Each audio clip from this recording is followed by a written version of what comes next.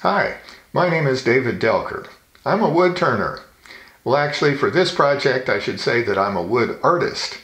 Well, really, my title should be wood engineer, because most of my projects involve engineering design and calculations well before I ever start making something. And I'll show you some of those in a moment. But first, I want to talk a bit about the definition of a wood turner.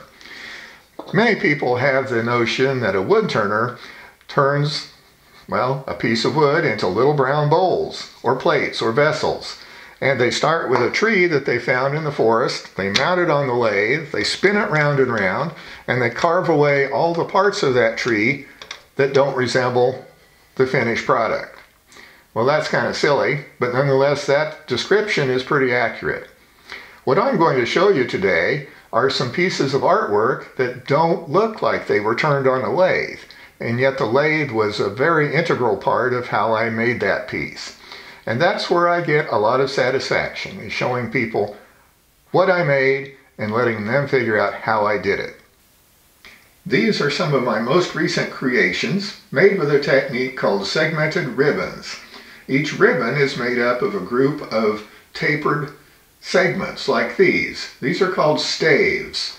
And these staves are glued together to form circles, basically bottomless bowls, if you will, that I then turn on the lathe and cut into halves or quarters, reconfigure them, glue them back together, and create the shapes that you see here.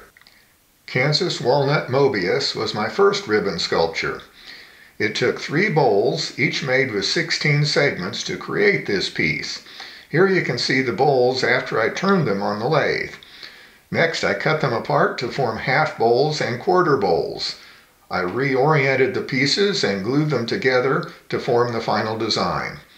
This photo shows the drawing I created on SketchUp software that helped me visualize the design itself. By the way, a Mobius is a strip, band, or in this case a ribbon with only one surface. If you trace your finger along the surface, it will end up at the same spot again. My next project I called Infinite Possibilities because of its infinity symbol shape.